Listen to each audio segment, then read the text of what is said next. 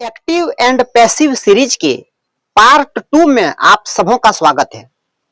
मेरे प्यारे स्टूडेंट्स, आज हम लोग पढ़ने वाले हैं एक्टिव पैसिव और पार्ट 1 मैंने बना दिया है और पार्ट 1 में मैंने सारा चीज समझा दिया है कि एक्टिव और पैसिव में क्या डिफरेंस है, कैसे बनता है और भी तरह तरह के नियम मैंने उसमें बताए हैं। आप मेरा पिछला वीडियो जाकर देखिए, पार्ट 1 एक्टिव पैसिव पार्ट 1, उसके बाद इसमें आइए तो आपको पूरा समझ में बात आएगी। ठीक है, तो एक्टिव पैसिव, और आज हम लोग एक्टिव पैसिव पढ़ने वाले हैं प्रेजेंट इंडेफिनिट टेंस का। ठीक है, अभी जो हम लोग जो सीरीज शुरू किए हैं, जितने भी एक्टिव पैसिव बनते हैं मैं सारा बताऊंगा, लेकिन ये जो सीरीज शुरू हुआ है अभी फिलहाल ये टेंसेस का सीरीज है और टेंसेस में ये पार्ट नंबर 2 है। ठीक है, देखिए अब जब हम लोग टेंसेस बना रहे थे उस वक्त मैंने बताया था कि टेंसेस में एक होता अफर्मेटिव सेंटेंसेस या अफर्मेटिव टेंस जिसमें नोट वगैरह नहीं वगैरह कुछ नहीं होता। एक होता है नेगेटिव, एक नेगेटिव होता है जिसमें नोट वगैरह नहीं, नकारात्मक वाक्य होते हैं। एक होता है इंटरोगेटिव जिसमें सवाल होता है और एक होता है नेगेटिव इंटरोगेटिव।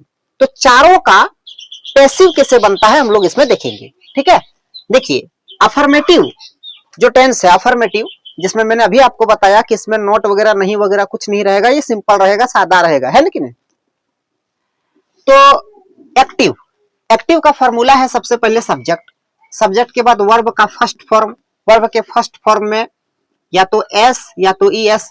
अब आप ये मत कहिएगा कि कहाँ एस लगेगा, कहाँ ई एस लगेगा, कहाँ डू, कहाँ डज, ये सब मैंने टेंस में बता दिया है।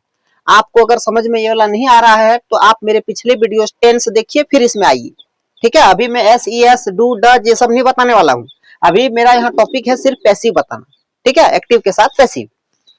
तो एक्टिव में क्या होता है, प्रेजेंट इंडेफिनिट टेंस के अफर्मेटिव में, एक्टिव में पहले सब्जेक्ट लगता है, सब्जेक्ट के बाद वर्ब के फर्स्ट फॉर्म, उसके बाद या तो एस या तो ई एस, उसके बाद ऑब्जेक्ट। पैसिव बनाएंगे तो हो जाता है उल्टा, ये जो ऑब्जेक्ट लास्ट में था ये आ जाएगा फर्स्ट में, और ये जो सब्जेक्ट फर्स्ट में था ये चला जाएगा लास्ट में। लेकिन सब्जेक्ट के पहले आएगा बाय, बाय लगाकर सब्जेक्ट आएगा। उसके बाद ऑब्जेक्ट के बाद, पैसिव की बात कर रहा हूं, ऑब्जेक्ट पहले आएगा, ऑब्जेक्ट, ऑब्जेक्ट के बाद ऑब्जेक्ट के ही अनुसार आएगा या तो एम या तो इज या तो आर। अब कहां एम, कहां इज, कहां आर, तो मैं फिर कहूंगा, मेरे पिछले वीडियोस देखिए, मैंने पूरा डिटेल बहस किया है। अब इसमें मैं am is are do does S E S में लग जाऊं तो 2 घंटा इधर निकल जाना है कि नहीं। तो पहले ऑब्जेक्ट लगेगा, ऑब्जेक्ट के बाद या तो एम या तो इज या तो आर। उसके बाद याद रखिएगा पैसिव में हमेशा वर्ब का थर्ड फॉर्म, पैसिव में हमेशा वर्ब का थर्ड फॉर्म। उसके बाद सब्जेक्ट से पहले आएगा बाय, बाय के बाद आएगा सब्जेक्ट। तो देखिए अफर्मेटिव का पहला टेंस, वह स्कूल जाता है, वह स्कूल जाता है, सब्जेक्ट में क्या है वह, सब्जेक्ट में है वह का अंग्रेजी ही। उसके बाद वर्ब क्या है जाना, जाना का अंग्रेजी गो, लेकिन ही थर्ड पर्सन सिंगुलर सब्जेक्ट है तो उसके साथ गोज लगेगा, ही गोज। अब फिर मैं कहूंगा एस या ई एस, अभी यहाँ बताने वाला नहीं हूं, फिर टाइम ज्यादा निकल जाएगा। ठीक है, जब मैं ये बता रहा हूं तो मैं ये उम्मीद कर रहा हूं कि आप टेंस बढ़िया से जानते हैं, तभी आप उसका पैसिव बनाने आए हैं, है कि नहीं। इसका मतलब मैं ऐसे भी आपको समझा सकता हूं कि आप 9th पास किए हैं तभी आप 10 क्लास में आए हैं। ऐसा नहीं ना कि 9th आप पास ही नहीं किए 10 में आ गए, ऐसा तो नहीं होता है। गैर कानूनी ढंग से हो सकता है लेकिन कानूनी तौर पर तो ऐसा होता नहीं। तो वह स्कूल जाता है, सब्जेक्ट में है ही, जाना वर्ब है जाना गोज, ही गोज, गो होता जाना, इसमें यस लगता है, ही गोज। उसके बाद ऑब्जेक्ट में है स्कूल, स्कूल का अंग्रेजी स्कूल, लेकिन स्कूल एक जगह है, उसके पहले लगता है टू, तो ही गोज टू स्कूल, वह स्कूल जाता है। अब इसका बनाना है पैसिव, कैसे बनाएंगे, पैसिव में ऐसे बोला जाता है, उसके द्वारा स्कूल जाया जाता है। देखिए वह स्कूल जाता है हो गया एक्टिव, और यही बात मैंने घुमा के बोल दिया, उसके द्वारा स्कूल जाया जाता है। कैसे बनेगा, ये जो ऑब्जेक्ट स्कूल था ये आ जाएगा पहले, देखिए यहाँ ऑब्जेक्ट पहले स्कूल। अब स्कूल तो एक है, थर्ड पर्सन सिंगुलर सब्जेक्ट एक है, एक के साथ इज लगता है, तो स्कूल के बाद आएगा इज, स्कूल इज।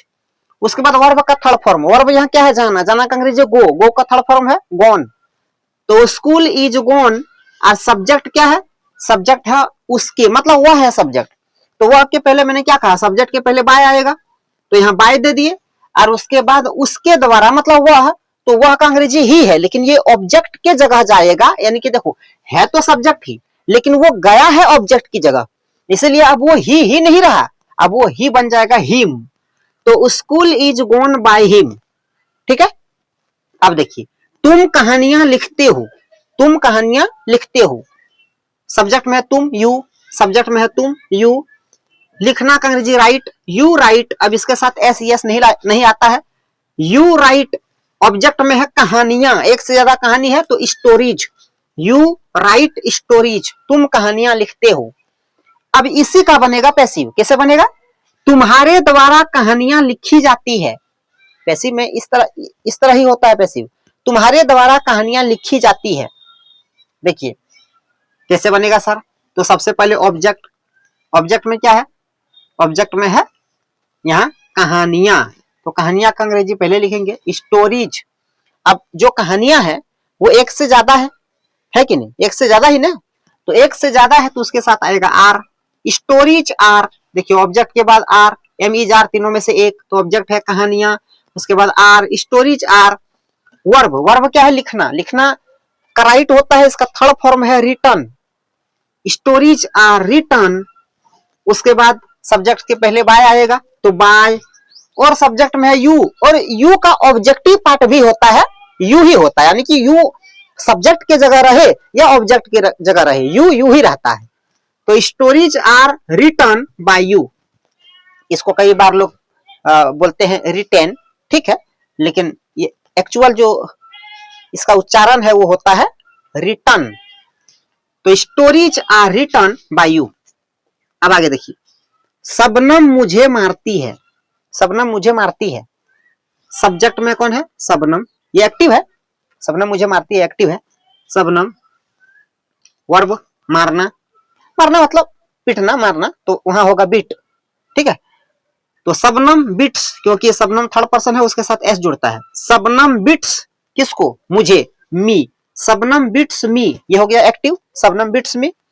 अब इसी का पैसिव बनाएंगे, कैसे बनेगा, पहले ऑब्जेक्ट लेगा, ऑब्जेक्ट क्या है, ऑब्जेक्ट की जगह है मी, मुझे, मी है ऑब्जेक्ट, ये जो ऑब्जेक्ट है जब ये सब्जेक्ट की जगह आएगा, कहने का मतलब है कि देखो एक्टिव का जो ऑब्जेक्ट होता है वही तो सब्जेक्ट की जगह आता है ना, तो यानी कि मी को जब शुरू में उठा के लाएंगे तो हो जाएगा आई, तो आई, अब भैया ऑब्जेक्ट में तो ये मी जो है ये ऑब्जेक्टिव पार्ट जो है सब्जेक्ट की जगह आ गया, इसलिए मैंने यहाँ ऑब्जेक्ट लिखा है, तो आई, अब आई के साथ क्या लगता है, एम, आई एम, उसके बाद वर्ब का थर्ड फॉर्म क्या है, बिटना, बिटना का सॉरी बिटना बोल रहे हैं, पिटना, तो आई एम बिट होता है बिटना, तो इसका थर्ड फॉर्म है बिटन, आई एम बिटन, ऐसे कई बार लोग प्रोनाउंस करते हैं बिटेन, ऐसे बोलते हैं, लेकिन इसका सही है बिटन, आई एम बिटन, उसके बाद बाय, उसके बाद सब्जेक्ट में क्या है, सब्जेक्ट में है शबनम, शबनम सब्जेक्ट में था तो चला गया ऑब्जेक्ट की जगह, तो शबनम,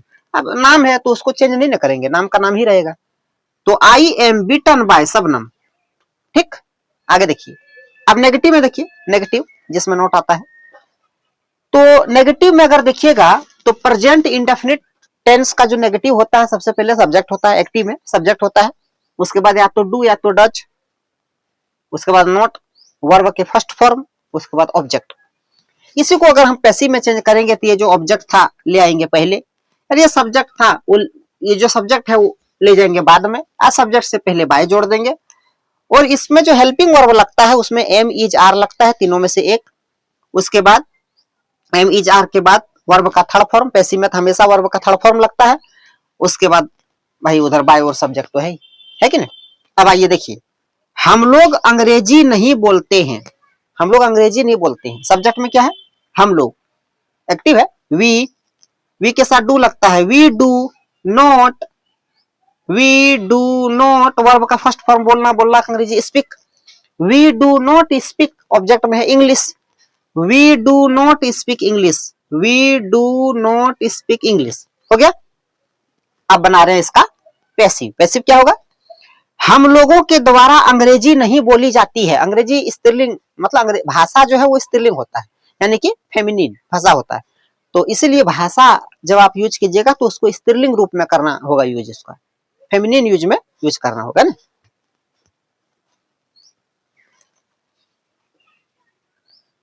तो हम लोगों के द्वारा अंग्रेजी नहीं बोली जाती है, हम लोगों के द्वारा अंग्रेजी नहीं बोली जाती है। क्या होगा, क्या होगा?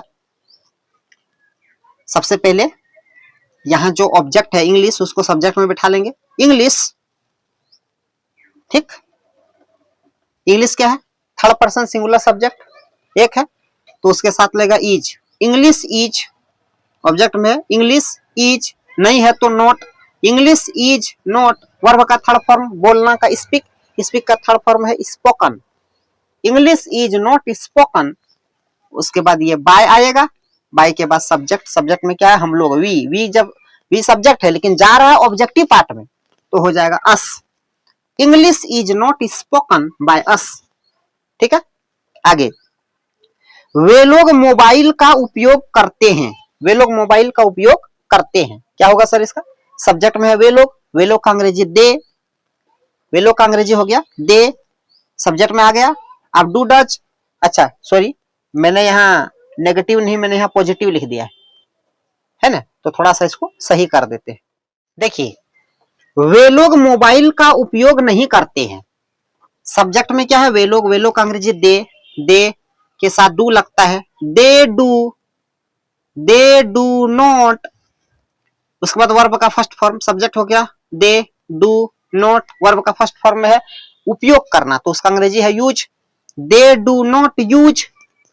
और चूंकि वे लोग एक से ज्यादा आदमी है तो मैंने मोबाइल को प्लूरल में बनाया है, क्योंकि एक से ज्यादा आदमी है तो मोबाइल भी एक से ज्यादा ही होगा, तो they do not use mobiles, subject में है they do not use mobiles. ठीक है, देख रहे हैं एकदम फॉर्मूला के हिसाब से बैठ रहा है। अब इसका अगर पैसिव बनाए तो ऐसे बनेगा, उन लोगों के द्वारा मोबाइल का यूज नहीं किया जाता है, यानी कि उन लोगों के द्वारा मोबाइल का उपयोग नहीं किया जाता है। तो कैसे होगा? नहीं मैंने यहां लिखा है, तो ऑब्जेक्ट में मोबाइल बन जाएगा सब्जेक्ट में, तो मोबाइल्स। अब मोबाइल्स एक से ज्यादा है तो उसके साथ लगेगा आर, एम इज आर, तीनों में से एक, ऑब्जेक्ट तो आ गया, अब एम इज आर, तीनों में से एक तो आएगा आर। मोबाइल्स आर नहीं है तो not, mobiles are not verb का थर्ड फॉर्म है यूज करना, यूज का थर्ड फॉर्म है used, mobiles are not used. उसके बाद बाय आएगा, बाय के बाद सब्जेक्ट आएगा, सब्जेक्ट क्या आएगा? यही जो सब्जेक्ट है दे, तो दे जब ऑब्जेक्टिव पार्ट में जाएगा, ऑब्जेक्टिव पार्ट में जाएगा तो दे का हो जाएगा देम, तो mobiles are not used by them. अब इंटेरोगेटिव देखिए, इंटेरोगेटिव, एक्टिव में क्या फॉर्मूला है? इंटेरोगेटिव मतलब जिसमें सवाल पूछा जाता है ना। पहले क्वेश्चन वर्ड, क्वेश्चन वर्ड के बाद या तो डू या तो डज, दोनों में से एक लगेगा, उसके बाद सब्जेक्ट, सब्जेक्ट के बाद वर्ब का फर्स्ट फॉर्म, उसके बाद ऑब्जेक्ट। इसी का पैसिव बनाएंगे तो क्वेश्चन वर्ड के जगह रहेगा ही, डू डज के जगह आ जाएगा या तो एम या तो इज या तो आर, और ये ऑब्जेक्ट जो लास्ट में था पहले आ जाएगा, ये सब्जेक्ट जो पहले था लास्ट में चला जाएगा, आज सब्जेक्ट के पहले बाय आएगा, ये जो वर्ब का फर्स्ट फॉर्म था ये पैसिव में हमेशा वर्ब का थर्ड फॉर्म आएगा। ठीक है, क्या रमेश पत्थर फेंकता है बनेगा क्वेश्चन वर्ड, क्या रमेश पत्थर फेंकता है, इसका जवाब हम यस नो में दे सकते हैं। अगर कोई हमसे सवाल करे कि क्या रमेश पत्थर फेंकता है, हम कह सकते हैं यस हाँ, या हम कह सकते हैं नो नहीं।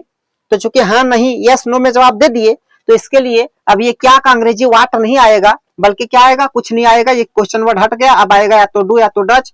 तो Ramesh third person singular subject है, इसके साथ लगेगा does, does Ramesh, does Ramesh verb का फर्स्ट फॉर्म फेंकना, फेंकना का अंग्रेजी थ्रो, डज रमेश थ्रो। अब देखिए रमेश पत्थर फेंकता है, ऐसा नहीं कि एक ही पत्थर दिन भर फेंकता रहता है, एक से ज्यादा ही पत्थर होगा, इसलिए मैंने यहाँ प्लूरल दिया है, डज रमेश थ्रो स्टोन्स, क्या रमेश पत्थर फेंकता है। अब इसका मैं बनाऊंगा पैसिव, तो इसका पैसिव कैसे होगा? क्या रमेश के द्वारा पत्थर फेंका जाता है, क्या रमेश के द्वारा पत्थर फेंका जाता है, कैसे बनेगा? ये जो डज आया, डू डज के जगह एम इज आर ही आना है, डू डज के जगह एम इज आर, तीनों में से एक, तो सब ऑब्जेक्ट में यहां देखेंगे, पहले ऑब्जेक्ट देखेंगे, पैसिव जब बनाएंगे तो ऑब्जेक्ट देखेंगे। ऑब्जेक्ट में क्या है? ऑब्जेक्ट में स्टोन्स, एक से ज्यादा पत्थर है, एक से ज्यादा पत्थर है तो उसके साथ लगेगा आर, तो आर, उसके बाद स्टोन्स, आर स्टोन्स, क्योंकि देखिए ऑब्जेक्ट सब्जेक्ट के जगह और ये जो सब्जेक्ट है ऑब्जेक्ट की जगह जाएगा, है ना। तो स्टोन्स है उसके जगह डज, यहाँ डज लगा है तो उसके जगह हम हेल्पिंग वर्ब या तो एम या तो इज या तो आर लगेंगे, आर लगाएंगे। तो आर क्यों लगा रहे हैं? क्योंकि एक से ज्यादा पत्थर है, तो आर स्टोन्स ठीक है, यहां तक हो गया। आर स्टोन्स वर्ब का थर्ड फॉर्म थ्रो, थ्रो का थर्ड फॉर्म है थ्रोन। आर स्टोन्स थ्रोन, उसके बाद बाय, बाय के बाद सब्जेक्ट, सब्जेक्ट में है रमेश, उधर चला जाएगा ऑब्जेक्ट की जगह, by Ramesh. Are stones thrown by Ramesh, are stones thrown by Ramesh. आगे देखिए, हम लोग कैसे बाजार जाते हैं, हम लोग कैसे बाजार जाते हैं। अभी अगर मैं आपसे सवाल पूछूं कि हम लोग कैसे बाजार जाते हैं, तो क्या आप इसका जवाब यस या नो में दे सकते हैं? नहीं दे सकते, आपको बताना पड़ेगा कि कैसे बाजार जाते हैं। तो चूंकि आप यस नो में जवाब नहीं दे पाए, तो अब यहाँ कैसे जो क्वेश्चन वर्ड है उसका अंग्रेजी, उसकी अंग्रेजी आएगी। तो कैसे का अंग्रेजी हाउ, क्वेश्चन वर्ड में हाउ, ये एक्टिव है, क्वेश्चन वर्ड में हाउ। उसके बाद हम लोग है वी, वी के साथ डू लगता है, तो हाउ डू, सब्जेक्ट में we, how do we. Verb का फर्स्ट फॉर्म क्या, जाना, जाना का अंग्रेजी go, how do we go. और ऑब्जेक्ट में बच गया बाजार, बाजार का अंग्रेजी मार्केट, तो उसके पहले टू लगेगा, क्योंकि मार्केट जाते वक्त एक जगह की ओर जा रहे हैं, तो जगह से पहले टू लगता है। How do we go to market, ठीक है। अब इसी का हम लोग पैसिव बनाएंगे। कैसे बनाएंगे, हम लोगों के द्वारा कैसे बाजार जाया जाता है, हम लोगों के द्वारा कैसे बाजार जाया जाता है।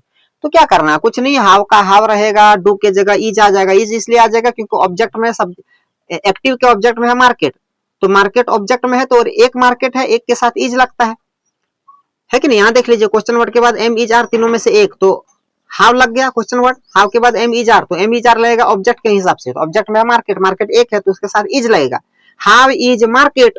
उसके बाद वर्ब का थर्ड फॉर्म, वर्ब क्या है सर, जाना, जाना का अंग्रेजी गो, गो का third form gone, how is market gone.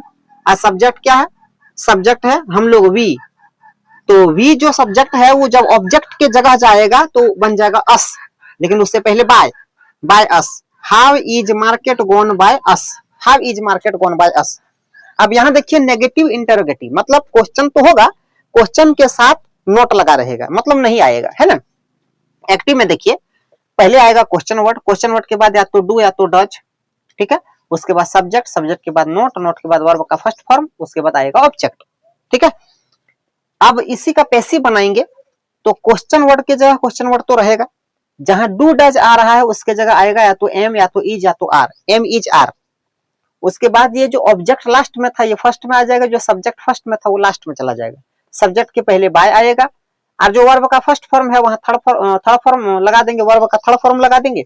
उसके बाद नोट अपने जगह है कि नहीं।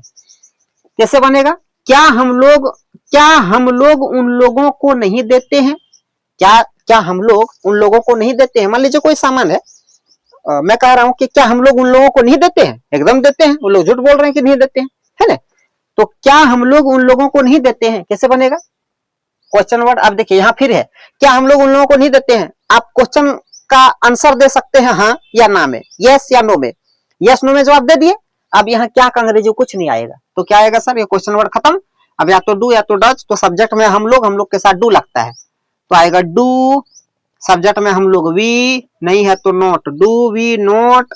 वर्ब का फर्स्ट फॉर्म देना का give, do we not give. Object में है क्या, उन लोगों को, ऑब्जेक्ट में जाएगा तो देम, दे का देम हो गया, क्योंकि अगर उन लोग ऐसे रहता सब्जेक्ट में तो होता अंग्रेजी दे, लेकिन वो ऑब्जेक्ट की जगह गया ना, तो दे का हो गया देम। तो do we not give them.